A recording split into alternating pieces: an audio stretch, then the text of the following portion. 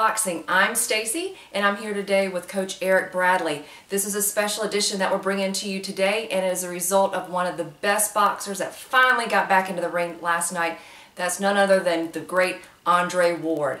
So as a result of a video that we pushed out earlier today, we got a ton of questions, so we felt the best thing to do was put the camera back on us, ask the coach right here, because as it looks right now, all roads are leading to Kovalev. So we got the fight doctor here with us today, so we're going to bring up some of the questions that we heard via our YouTube channel. So we're just going to dive right in here and ask this man himself, as things are looking like things are going right towards the road to Kovalev. What should we be thinking we have to look forward to with that fight coming up? Well, first and foremost, hello everybody to the channel, and thank you guys for tuning in to us. When it comes down to Andre Ward, he and his team already know right now that in order to get to the Kovalev fight, they need another fight at least. Only because Andre Ward is a perfectionist. And when you've been in the sport for the amount of years that Andre Ward has done it, you have to stay with what has been working. And perfection is what's worked for Andre Ward.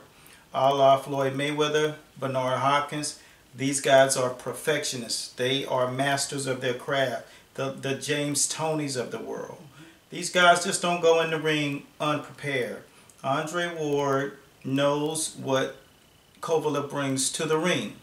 So he wants to make sure when he beats him or fights him that he brings everything to prove his ring cachet. And that's one of the things that he has to do. So they'll sit down in camp and get prepped. They'll do the same thing they did to this guy in the next fight. He'll work on the things that he's not been able to do of late, which is sit down on punches, really put hurt on guys, master the science of being able to sit down, because he's fought at a much higher weight class than he naturally has been. In the Olympics, he fought at 178, and that was the choice of Virgil Hunter. So he's not been in this position to sit down and bite down on his mouthpiece and go mano a mano with someone that's actually the same size. So he's moving up in weight class, and he's proven now at the age of 32 that I can sit down and fight in the clinch with these boys at the 175 weight class. And I'll tell you, one thing that really impressed me was he did a fabulous post-fight press conference. And one of my takeaways from the press conference is something that he said. He said there have been a lot of arguments out there, and it's his objective and his mission to leave no doubt. So as we kind of hinge on those words, what can Andre Ward do to silence the argument and let there be no doubt that he will be ready and he will be the victor in that in the ring? Well, as we go through these many ebbs and flows in the sport of boxing, the only questions out there about Andre Ward, and I'm trying to say this with all due respect to all the writers, are those who don't understand the sport from within. The people that are inside of the sport, coaches, trainers, all of these guys already know the truth. Whenever you're trying to silence critics, you must understand one thing.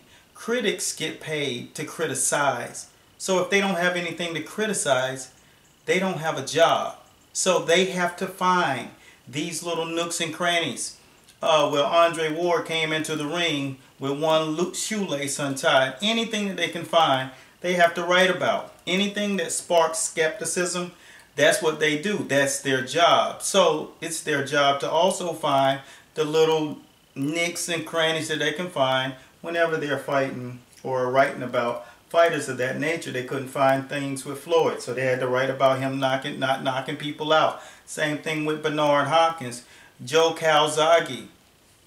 You have to find criticism with these fighters. He doesn't have to prove anything. Whenever you went through the amateur ranks and you've been undefeated in 20 years, what else can you say? Who else can say that? He went longer without a loss than Floyd Mayweather did. And no one's speaking of that. And he fell at number 2 pound for pound under Floyd for years.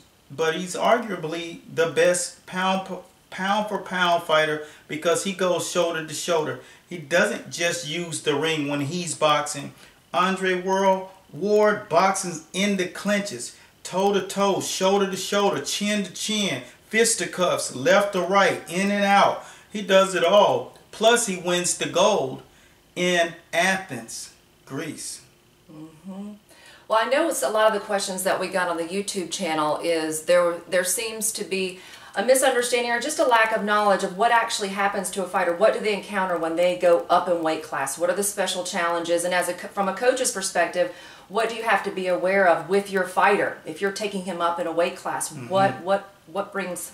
A lot of the things that guys misunderstand is just because you walk around at a certain weight does not mean you need to fight at that weight, because the body needs to be hydrated at a level where you can perform and your oxygen levels can be maintained.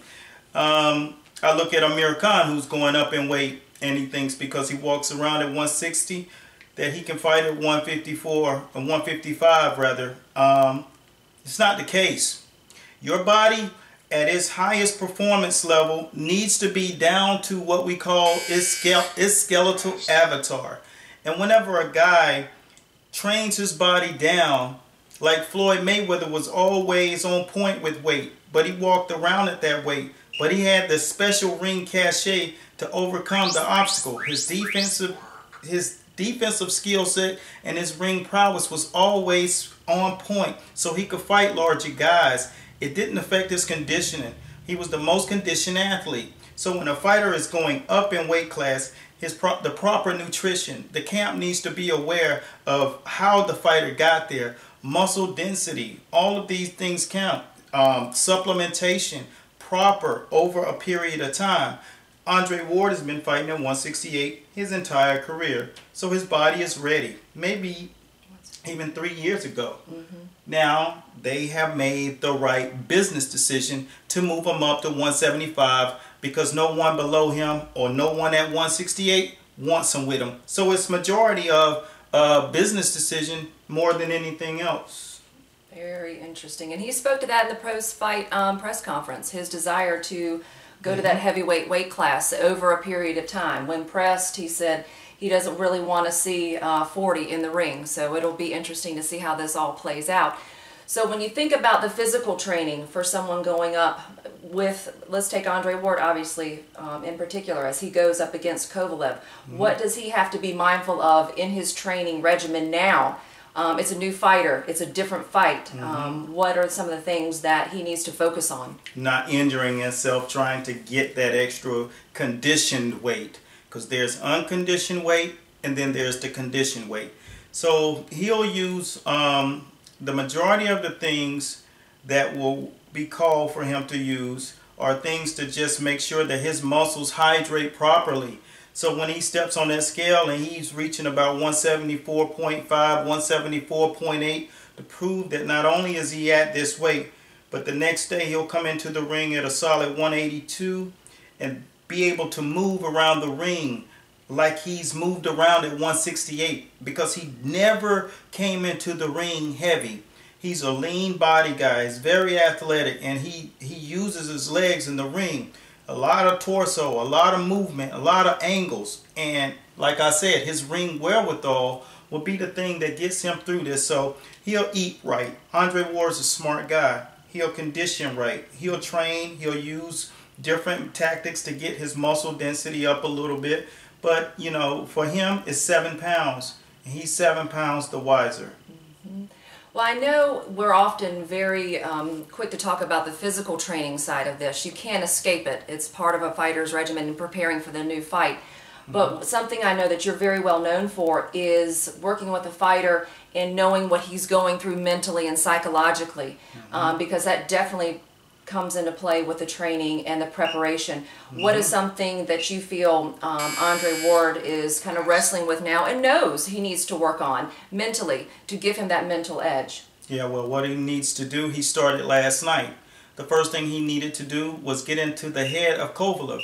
He showed that he could drop a 175-pound weight class fighter, and he did that in the 4th round against my friend last night, Barrera.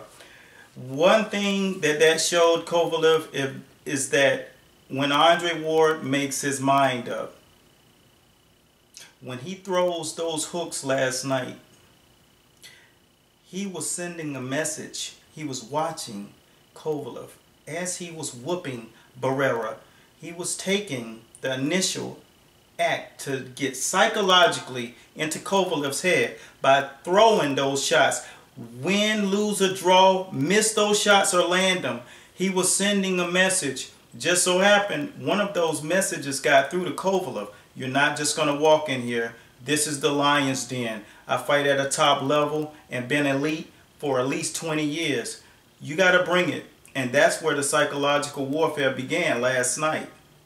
Excellent. In the 4th round. It absolutely did.